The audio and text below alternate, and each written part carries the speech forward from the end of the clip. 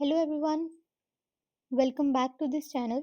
This is your session 4 of KVS series and we are preparing for your KVS examination जो इस month में होने वाला है.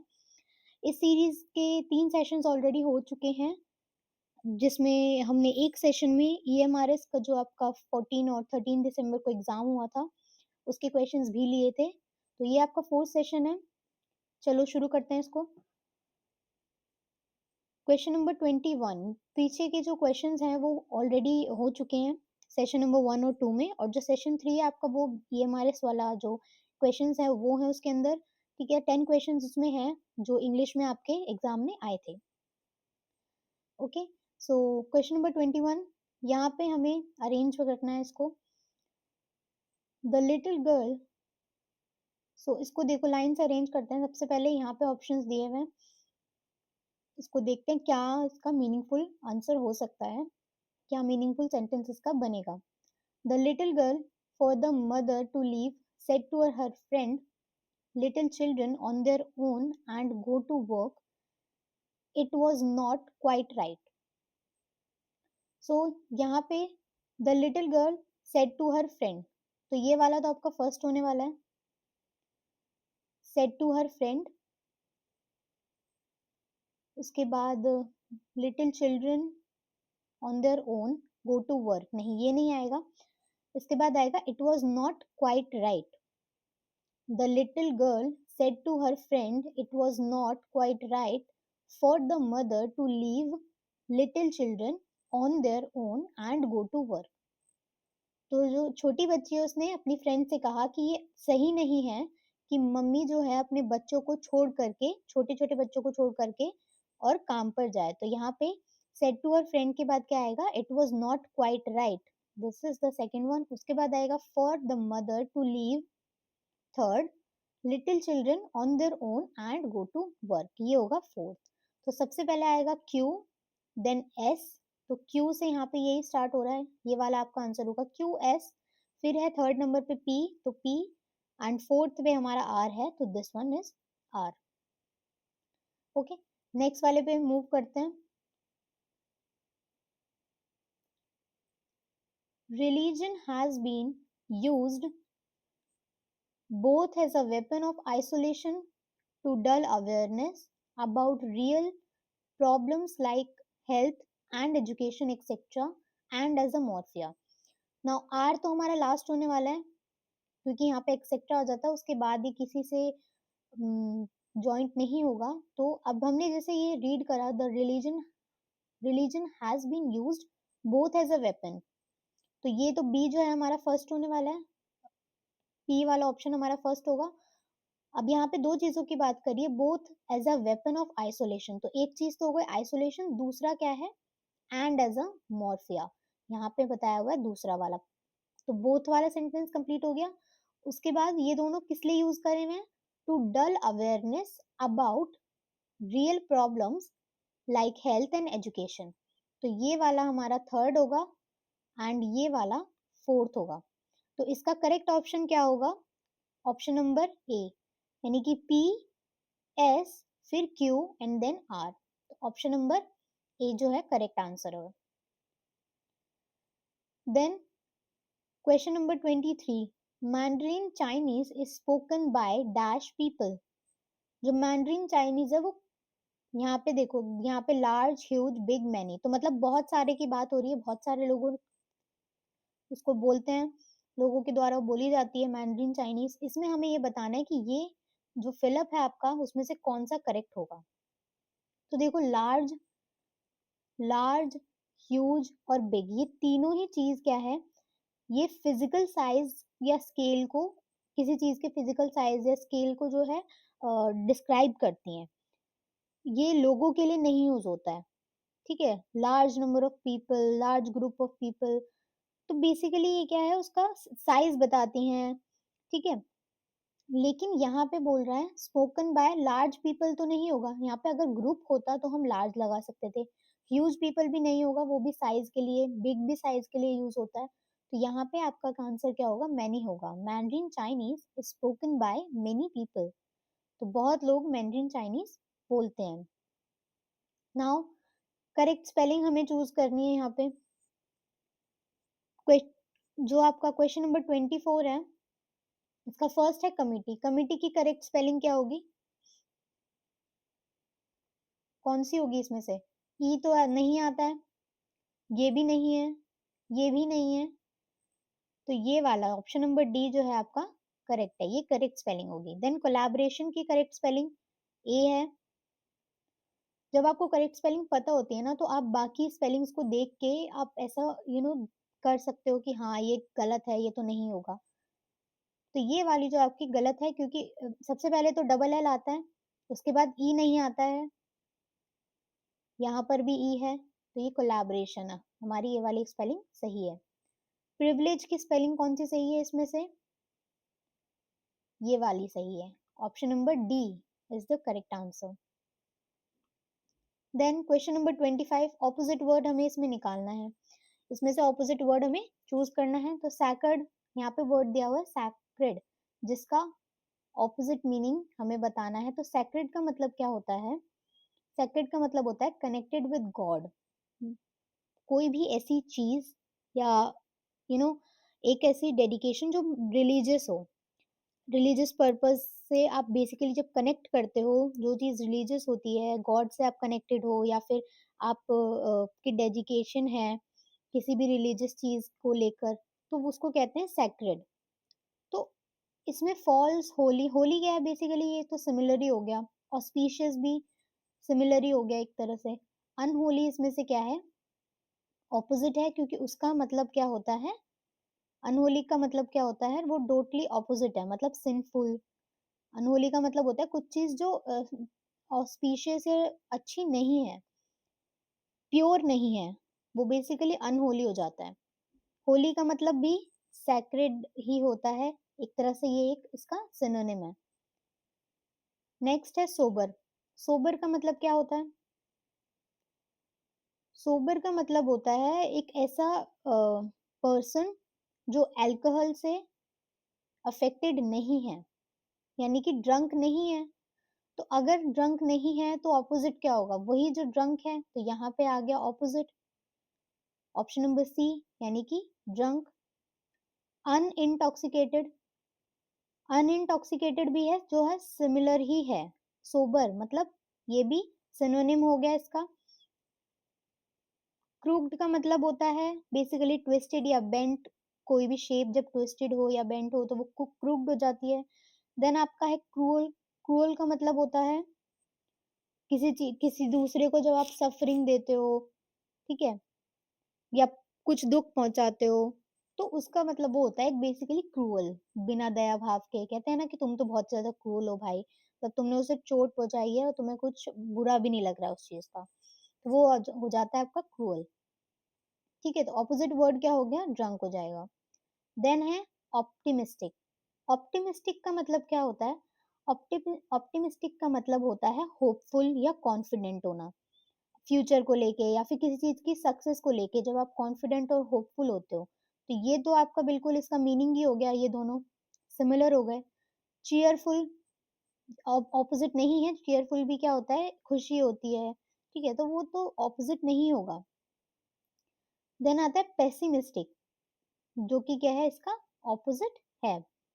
पेसिमिस्टिक का मतलब होता है किसी चीज के वर्स्ट एस्पेक्ट को देखना, यानी कि बुरा देखना।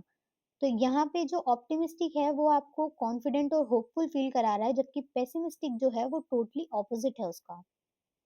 राइट। नेक्स्ट क्वेश्चन है माइरेट। माइरेट का मतलब क्या होता है? माइरेट का मतलब होता है काउंटलेस या एक्सट्रीमली ग्रेट नंबर्स।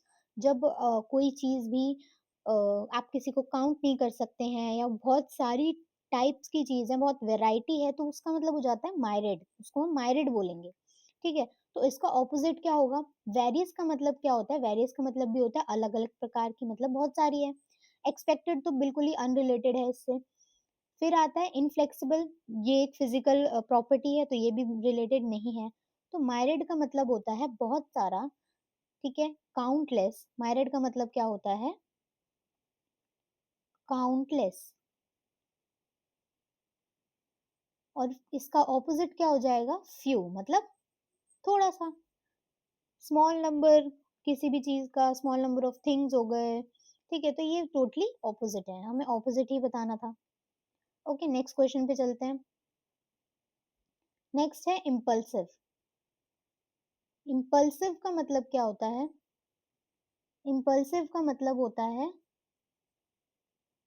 जब कोई पर्सन जो है बिना सोचे समझे एकदम से एक्शन ले लेता है ना, उसको बोलते हैं इम्पल्सिव। तो इसका बिल्कुल ऑपोजिट क्या है? अगर कोई एकदम से रिएक्टिव है, ठीक है, बिना सोचे समझे एक्शन ले रहा है, ठीक है, सडन हो रहा है सब कुछ, तो वो हो गया इम्पल्सिव। तो इसका ऑपोजिट क्या होगा? काम होगा। काम मतलब, काम का मतलब आपको पता है, जब आप शांति से, तसल्ली से, है ना, शांत रह करके कुछ भी चीज करते हैं, तो वो काम होता है। एकदम स्ट्रॉन्ग कोई इमोशन नहीं दिखाते हैं, एकदम सडनली कुछ नहीं होता है, तो वो काम हो गया। तो ये क्या हो गया? बिल्कुल ही ऑपोजिट हो गया। अब्रप्ट का मतलब भी होता है सडन या अनएक्सपेक्टेड।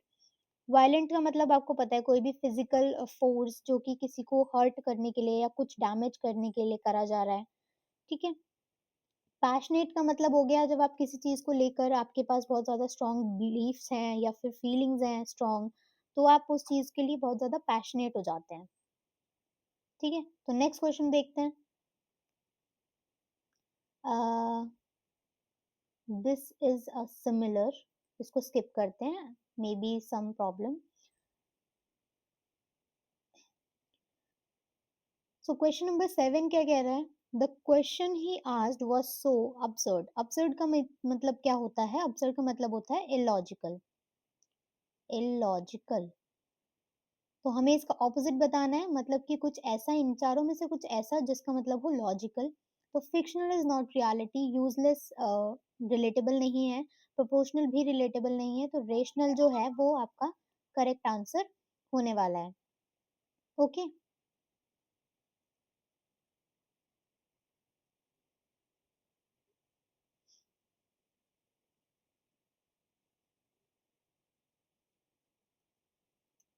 सो नेक्स्ट क्वेश्चन के बारे में जरा सोचिए एक बार। इसमें हमें एम्बिग्विटी के बारे में बताना है, एम्बिग्विटी का ऑपोजिट वर्ड बताना है, right.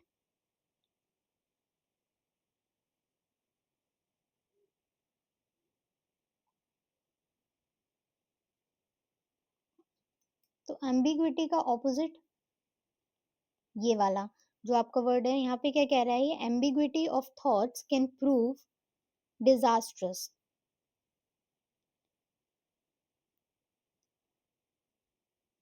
Rationality, clarity, rigidity, certainty, क्या होगा इसका आंसर?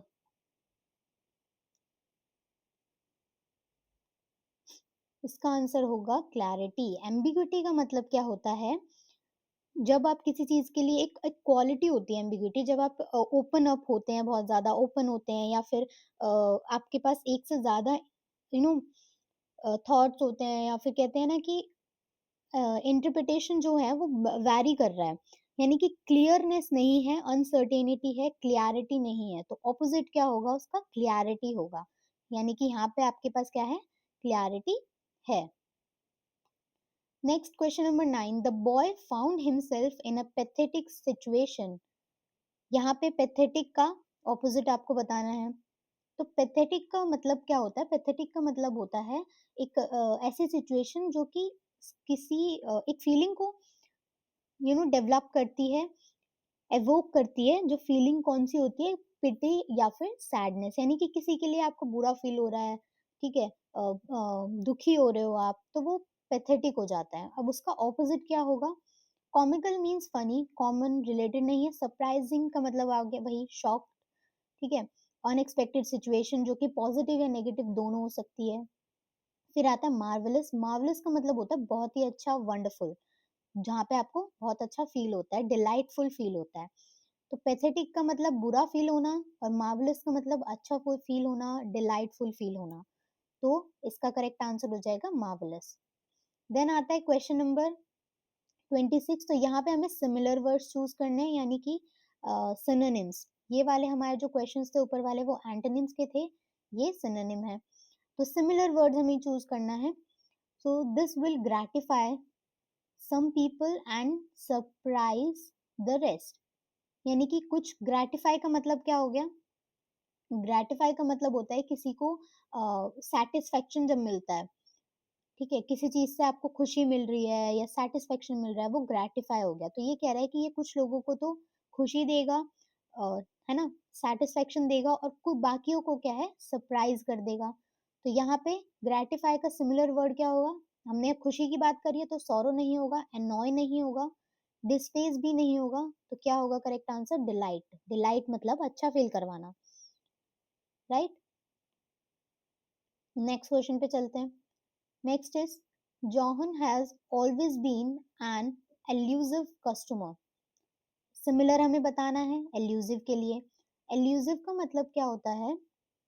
जब कोई चीज ना डिफिकल्ट हो जाती है अचीव करने में, यानी कि या फिर ढूंढने में, यानी कि आप किसी चीज कुछ काम करने में जब आपको डिफिकल्टी हो रही है, आप कुछ चीज करना चाह रहे हैं बट वो नहीं हो पा रहा है, डिफिकल्टी है, प्रॉब्लम्स हैं, तो उसको हम कहते हैं अल्यूजिव। जब वो, अब यहाँ पे देखो, यहाँ पे अल्यूजिव किसी चीज के लिए नहीं है, किसी पर्सन के लिए यूज किया जा रहा है। तो यानी कि जो पर्सन क्या है, पहले तो आपका कस्टमर है।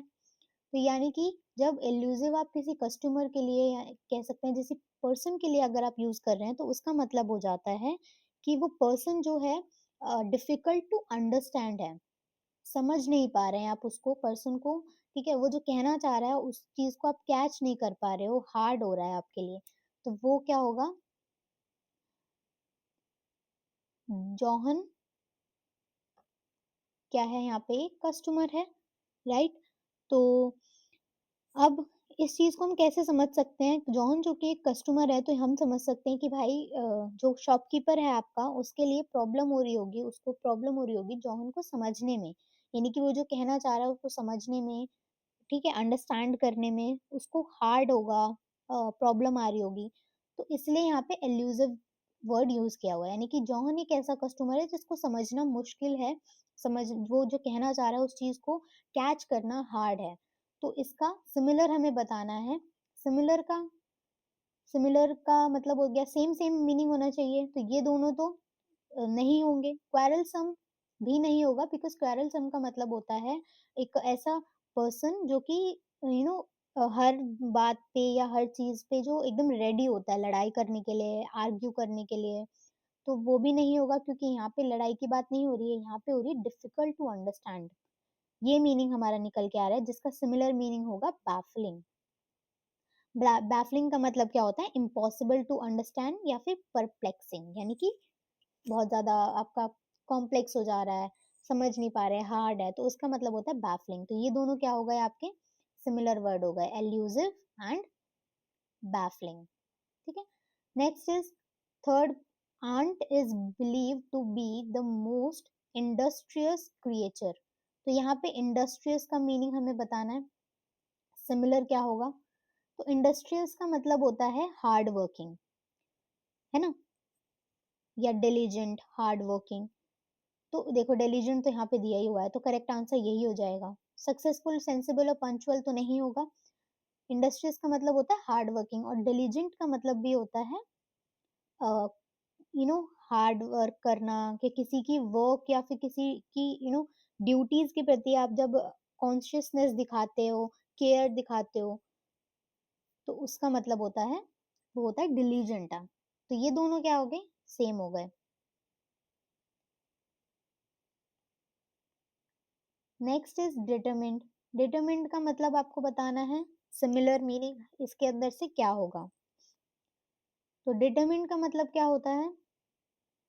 डिटरमिन्ड का मतलब होता है जब आप एक डिसीजन बना लेते हो और उसको उसके पीछे पड़ जाते हो ना, कि हाँ मैं ये करके ही रहूंगा, है ना, उसको सॉल्व आपको करना ही है। वो कोई भी प्रॉब्लम है, जब आप कहते हैं ना कि ये पढ़ाई को लेकर या फिर अपने करियर को लेकर बहुत ज़्यादा डिटरमिन्ड है, मतलब वो बहुत ज़्यादा फ़ोकस्ड है उस चीज़ को लेकर, है ना?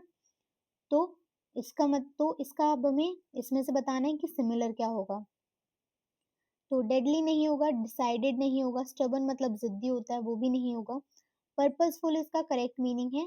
पर्पसफुल का मतलब होता है जब आप किसी चीज को लेकर एक सेंस ऑफ पर्पस दिखाते हैं ना, कि हाँ ये चीज आपके लिए मीनिंगफुल है और आपको वो करना है, उसका एक मीनिंग है उस चीज का आपके लिए, और आपको वो करनी है, तो वो आपका हो जाता है पर्पसफुल। और यहाँ पर भी डिटरमिन्ड का मतलब भी यही है कि वो चीज आपके लिए मीनिंगफुल है और वो आपको करनी है क्योंकि आपने डिसीजन बना लिया है और आप उसको करके ही रहोगे। सो ये दोनों सिमिलर हो गए, ये इसका सिनोनिम हो गया। देन आता है गियर्ड। गियर्ड का मतलब क्या होता है? गियर्ड का मतलब होता है डिजाइन्ड या फिर organised to achieve a particular purpose. मतलब कि जब आप किसी पर्टिकुलर चीज के लिए बने होते हो, या फिर कह सकते हैं कि ये जो आपका मान लो एक ग्रुप ऑफ पीपल है जो कि डिजाइन किया गया है इस पर्टिकुलर प्रॉब्लम को सॉल्व करने के लिए या फिर इस पर्टिकुलर प्रोजेक्ट को अचीव करने के लिए, दैट इज गियर्ड, राइट। अब देखो इसका मीनिंगफुल हमें सिमिलर मीनिंग बताना है, सिमिलर वर्ड बताना है, तो इसका सिमिलर वर्ड क्या होगा? ए होगा, यानी कि इंटेंटेड। इंटेंटेड का मतलब होता है कि आपने प्लान कर लिया है या आपका इंटेंशन है उस पर्टिकुलर पर्पस की तरफ, यानी कि उस पर्टिकुलर पर्पस या फिर उस चीज को जो है उसके लिए आपका एक मीनिंग है, प्लान किया हुआ है आपने कि हाँ आपको ये चीज करनी है, तो आपका इंटेंशन है उस एक चीज की तरफ। और गियर का मतलब भी यही होता है जब आप एक पर्टिकुलर पर्पस के लिए ऑर्गेनाइज होते हो या फिर उस चीज को अचीव करने के लिए रेडी होते हो, ठीक है। चाहे वो एक ग्रुप ऑफ पीपल हो या फिर पर्टिकुलर एक सिंगल पर्सन भी हो सकता है। Next is universal. यूनिवर्सल, देखो इसमें तो सिमिलर यूनिवर्सल दिया ही हुआ है, तो ये तो यही होगा। Then is congregation. कॉन्ग्रीगेशन का मतलब होता है ग्रुप ऑफ पीपल जो कि किसी रिलीजियस पर्पस से गैदर हुए हैं, जैसे कि चर्च हो गया या फिर कुछ भी हो गया आपका, टेम्पल्स और वट एवर, किसी भी रिलीजियस पर्पस के लिए जब आप गैदर होते हो, ग्रुप ऑफ पीपल गैदर होते हैं, उसको हम कहते हैं कॉन्ग्रीगेशन, ठीक है। तो इसका करेक्ट आंसर क्या होगा सेवेंथ का? गैदरिंग, क्योंकि यहाँ पर गैदरिंग हो रही है, यहाँ पर भी गैदरिंग, सेपरेशन नहीं हो रहा, ऑपोजिट हो जाएगा, division is opposite, detachment is also opposite. Next is radiant. Radiant का मतलब क्या होता है? ब्राइट, इजी था। उसके बाद आता है स्ट्रिक्चर। स्ट्रिक्चर का मतलब क्या होता है? जब किसी पर्सन पर रेस्ट्रिक्शन लगाई जाती है या फिर किसी एक्टिविटी पे रेस्ट्रिक्शन लगाई जाती है तो उसको कहते हैं स्ट्रिक्चर। तो इसका सिमिलर हमें बताना है, सिमिलर हो गया क्रिटिसिज्म। क्यों? क्योंकि वो भी उसमें भी आप क्या कर रहे हो, किसी चीज के लिए डिफिकल्ट हो जाता है ना कुछ चीज करना, क्योंकि आप उस चीज के लिए क्रिटिसाइज हो रहे हो, तो ये क्या हो गया इसका? सिमिलर हो गया, ठीक है। जजमेंट होती है ना आपका, जब क्रिटिसिज्म क्या होता है, एक बेसिकली का एक्ट होता है जहाँ पे जज हो रहे हो आप, जज कर रहा है कोई आपको, या फिर आपके किसी गलती के बेसिस पे या फिर आपके किसी एक्ट के बेसिस पे, तो ये क्या होता है? जजमेंट के लिए होता है। Next, next is error detection. Error detection देखो भाई, सबसे पहले इसमें बोला है an Indian ship laden with merchandise got drowned in the Pacific। इसमें हमें बताना है कि किसमें एरर है, कौन सा गलत है, कौन सा गलत है इसमें से? इसमें गलत है आपका ये वाला, drowned is wrong। drowned हम जब यूज करते हैं जब कोई पर्सन डूब रहा हो, ठीक है, ये होता है आपका पर्सन के लिए। शिप्स के लिए अगर हम यूज कर रहे हैं, तो शिप के लिए अगर हम यूज कर रहे हैं तो हम क्या कहेंगे? सैंक। तो करेक्ट आंसर क्या होगा इसका? सैंक होगा, ठीक है। तो आंसर इसमें करेक्ट क्या होगा? ड्रॉन, ये करेक्ट आंसर है, यानी कि इसमें एरर है।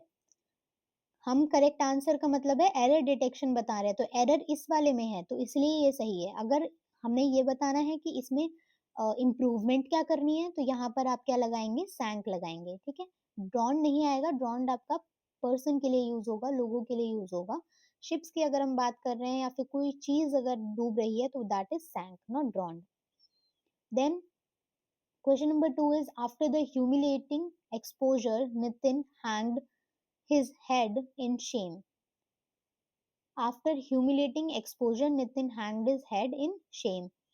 अब देखो hang जो है यहाँ पर इसमें एरर है। जो वर्ब है आपकी हैंग आपकी जो वर्ब है उसकी दो पास्ट टेंस की फॉर्म्स होती है। सबसे पहले तो यही होता है आपका, एक हैंग्ड होता है, ठीक है। नेक्स्ट इज हंग, ये दो होती है। तो जो हैंग्ड होता है वो आप रेफर करते हो जब आप किसी का मरता है ना, कोई किसी की डेथ होती है लटकने से, जैसे कि criminals they are usually hanged, तो उस टाइम पे आप हैंग्ड यूज करते हैं। बट हंग जो है वो बाकी अदर मीनिंग्स के लिए यूज होगा, बाकी अदर सिचुएशंस के लिए यूज होगा, जैसे कि टांगना, कुछ आपने जैसे कोट टांगा है या फिर अम्ब्रेला टांगी है तो उसमें हंग आएगा। तो यहाँ पर भी क्या है, लटकना, तो यहाँ पर भी क्या है, इसका सर जो है नीचे झुक गया था, तो इसमें यहाँ पे आप हंग लगाएंगे, हैंग नहीं लगाएंगे, क्योंकि ये जब डेथ होती है ना लटकने की वजह से, तब आप इसको यूज करते हैं, ठीक है। Next is sentence improvement. अब इसमें से करेक्ट कौन सा है आपको ये बताना है। यहाँ पे क्या है, he did not knew that the meeting was cancelled, उसको पता नहीं था कि मीटिंग कैंसिल हो गई है। तो ये तो ग्रामेटिकली करेक्ट नहीं है, ये भी करेक्ट नहीं है, तो डिड नॉट नो आएगा यहाँ पर, क्योंकि न्यू नहीं आएगा, डिड के साथ फर्स्ट फॉर्म ही आती है, तो नो आएगा, ए इसका करेक्ट आंसर है। Okay, then the students discussed about the project in detail. तो स्टूडेंट्स ने क्या करा, प्रोजेक्ट के बारे में डिस्कस करा। अब यहाँ पे देखो ये दोनों तो गलत हैं, ये वाला सही है। अब आप सोच रहे होंगे कि यहाँ पर तो डिस्कस्ड ही है, तो यहाँ पे ये सही क्यों है, नो इम्प्रूवमेंट इसका आंसर क्यों नहीं होगा। तो ऐसे नहीं होगा नो इम्प्रूवमेंट इसका आंसर, क्योंकि जो डिस्कस आपका जो वर्ड है इसमें आप कभी भी अबाउट नहीं लगाते हैं, यहाँ पे अबाउट इज द मिस्टेक, इसलिए यहाँ पे सिर्फ डिस्कस आएगा, यहाँ पे अबाउट नहीं आएगा, राइट। तो C is the correct answer. Then question number 28, यहाँ पे रीअरेंज करना है हमें। Tragedy on himself Hamlet brings at the right time by not taking the right decision. सबसे पहले तो टू आए, सेकंड वाला आएगा टू, तो यहाँ पर देखो ये आ गया आपका टू, यही होना चाहिए ना आंसर। क्यों, क्योंकि देखो हैमलेट ब्रिंग्स, सबसे पहले तो ये आपका नेम आ गया, तो यहीं से सेंटेंस स्टार्ट है, Hamlet brings tragedy on himself by not taking the right decision at the right time. Makes sense? So third is the correct answer. Next,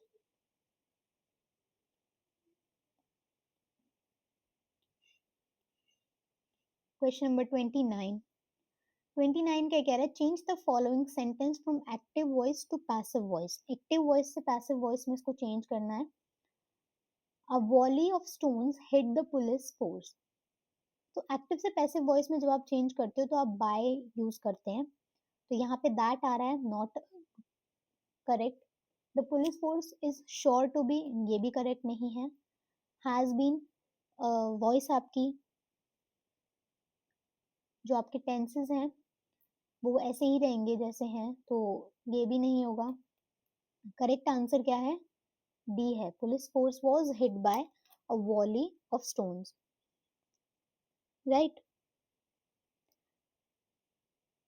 ये क्या था आपका, एक्टिव टू पैसिव वॉइस का क्वेश्चन था, जिसमें आप grammatical जो वॉइस है उसको चेंज करते हैं, ठीक है।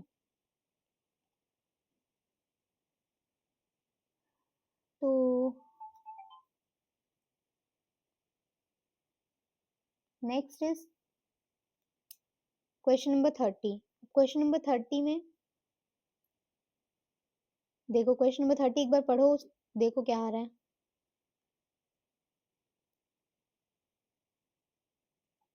The baby was clinging dash her mother due to fear and anxiety. तो जो बेबी है वो अपनी मम्मी से क्लिंगिंग मतलब चिपकना, due to what, fear and anxiety. तो बेबीज यूजुअली डू दिस। तो इसमें क्या होगा, करेक्ट आंसर इसका क्या होगा, two. The baby was clinging to her mother due to fear and anxiety. Okay, so ये वीडियो एंड करते हैं। ठीक है, हमने 30 क्वेश्चन पे हम पहुंच गए हैं। 21 से हमने स्टार्ट किया था, मतलब इस वीडियो में हमने 10 क्वेश्चंस कवर किए हैं जिसके बहुत सारे पार्ट्स भी थे। वोकैबुलरी भी इसमें कवर हो गई हैं बहुत सी। ओके, तो बेसिकली इस वीडियो को मिला करके आपका ये सेशन 4 कंप्लीट हो जाता है, जिसमें हमने अप्रोक्सीमेटली 40 क्वेश्चंस कवर कर लिए हैं एंड फर्दर भी इसके सेशंस आने वाले हैं केवीएस सीरीज के। आपके जब तक एग्जाम नहीं हो जाता तब तक ये चलेगा, and I hope it helps you. Okay, so let's end this video. We'll meet in the next session. Thank you.